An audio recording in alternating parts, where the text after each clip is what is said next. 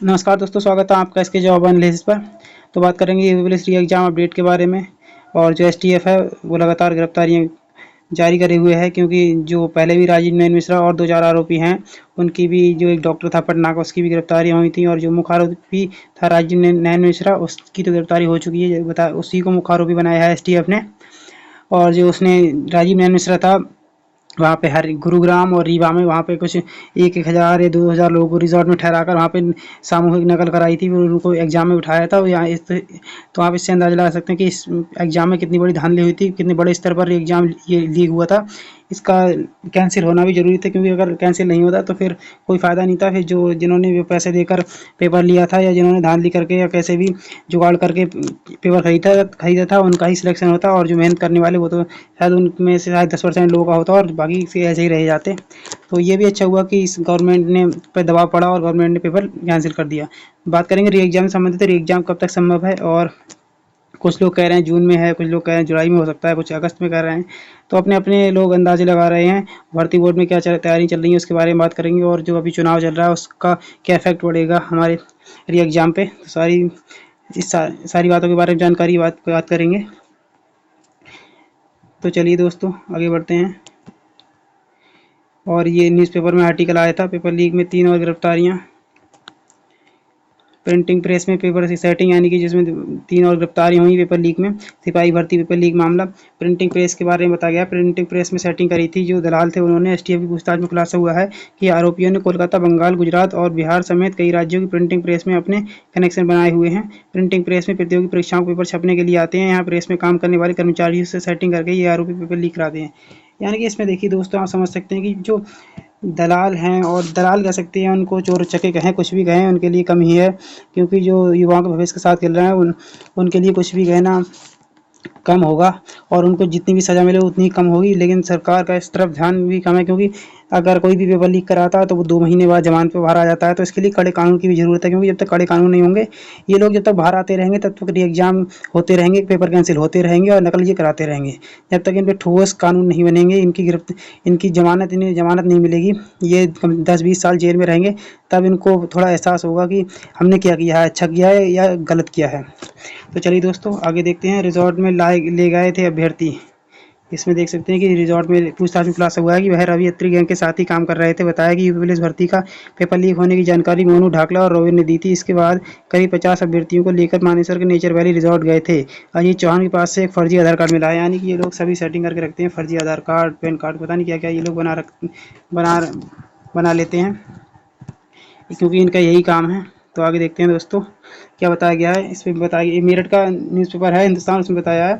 तो चलिए आगे देखते हैं कि यूपी पुलिस आरक्षी भर्ती पेपर लीक कराने वाले 3 आरोपियों को पकड़ा गया है। 2 आरोपियों को एसटीएफ की मेरठ यूनिट ने गिरफ्तार किया है। वहीं आजमगढ़ के गंधरापुर थाना पुलिस ने बरदह के जीवली से एक आरोपी पिंटू सेठ को गिरफ्तार किया है।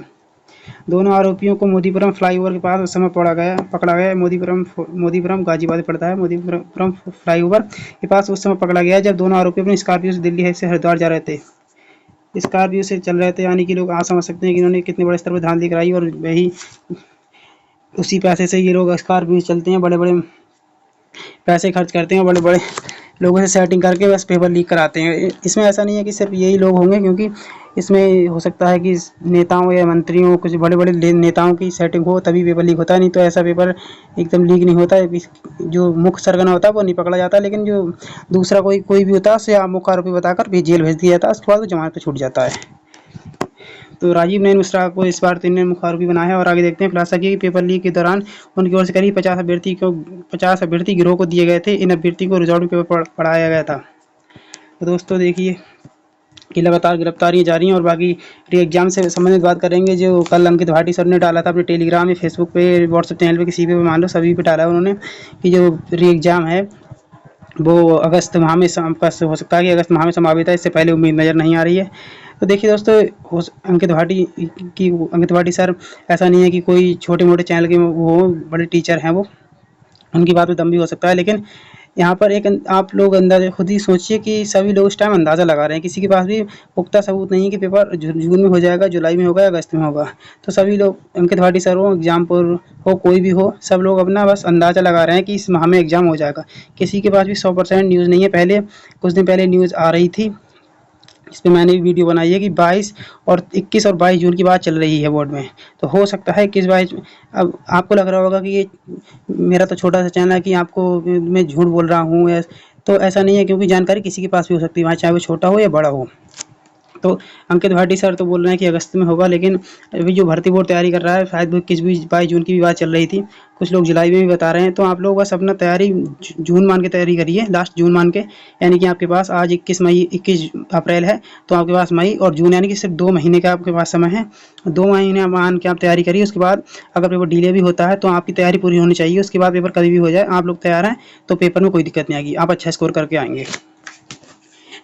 क्योंकि जब हम ही तैयार नहीं है तो फिर पेपर तो अभी भर्ती बोर्ड का कुछ नहीं पता, क्योंकि भर्ती बोर्ड ने तो अभी जब फॉर्म पड़े थे जनवरी में और फरवरी में उन्होंने एग्जाम ले लिया। भर्ती बोर्ड तो कभी भी कुछ कर सकता है, किसी के कह देने भर से कि कुछ नहीं होता कि अगस्त में होगा। अगर जून में भी हो जाएगा तो बस अंकित भाटी सर सॉरी बोल देंगे या कोई भी सॉरी बोल देंगे, उसके लिए आप वो जिम्मेदार नहीं होंगे, आप ही जिम्मेदार होंगे अगर आपने तैयारी नहीं करी। तो आपको अपनी तैयारी बनाए रखनी है, मॉक टेस्ट लगाने हैं, प्रीवियस ईयर करनी है। जो 4 शिफ्ट हुई थी, यूपी पुलिस एग्जाम जो हुआ था, यूपी पुलिस एग्जाम हुआ था, अब इस पर ही एग्जाम होगा। तो यूपी पुलिस एग्जाम की 4 शिफ्ट होती है। अगर आप 4 पेपर को अच्छे से एनालिसिस करते हैं और उनको प्रीवियस ईयर को अच्छे से question GS, Hindi, reasoning, math सबके अच्छे से क्वेश्चन अगर सॉल्व करते हैं तो आपको जरूर उसमें फ़ायदा होगा। और हो सके तो आप जो यूपीएसआई का हुआ था 2021 में, यूपीएसआई 2021 के भी आप क्वेश्चन सॉल्व कर सकते हैं। उससे आपको और ज़्यादा बेनिफिट्स होगा, क्योंकि उसका लेवल थोड़ा अप है। अगर आप थोड़े अच्छे लेवल की करेंगे तो आपकी तैयारी और भी बेहतर हो जाएगी। और बाकी आप मॉक टेस्ट, टेस्ट बुक या आरडब्ल्यू किसी से भी लगा सकते हैं दोस्तों। आरडब्ल्यू भी अच्छा बना रहा है, पर आरडब्ल्यू का थोड़ा लेवल ये थोड़ा अप रहता है और टेस्ट बुक का थोड़ा लो रहता है। और जो मेन एग्ज़ाम हुआ था 17 और 18 फरवरी को हुआ था, तो उसमें जो एग्ज़ाम आया था वो लगभग ज़्यादा अप लेवल नहीं आया था, बट लगभग टेक्स्ट बुक के समान ही आया था।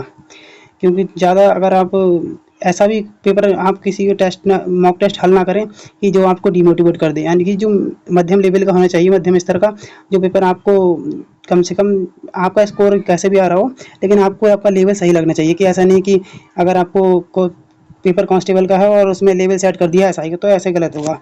आप टेक्स्ट बुक या आरडब्ल्यू पे लगा सकते हैं। और बाकी अगर आप किसी ज़्यादा चक्कर में ना पड़े कि इस ऐप पे लगा लिया, उस ऐप पे लगा लिया, आप 1-2 पे अपनी तैयारी बना रखें और उसी में मॉक लगाएं और प्रैक्टिस सेट लगाते रहिए जैसा भी हो। क्योंकि प्रैक्टिस सेट से हमारे जो पहले थ्योरी पढ़ेंगे फिर प्रैक्टिस सेट लगाएंगे तो उससे हमारा रिवीजन अच्छे से होता रहता है।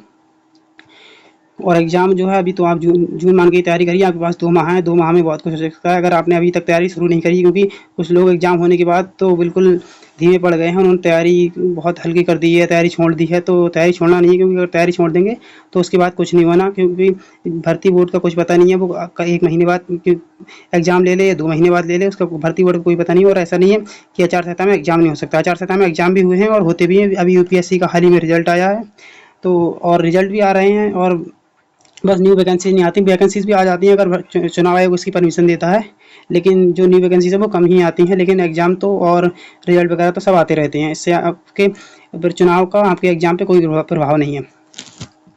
अगर भर्ती ना ही होती तो उस पर प्रभाव पड़ता। और रही यूपीएसआई की बात, तो यूपीएसआई चुनाव के 4 जून को रिजल्ट आना है, तो 4 जून के बाद आपका यूपीएसआई का नोटिफिकेशन कभी भी आ सकता है। यूपीएसआई का लगभग 4000 प्लस पदों का नोटिफिकेशन आएगा।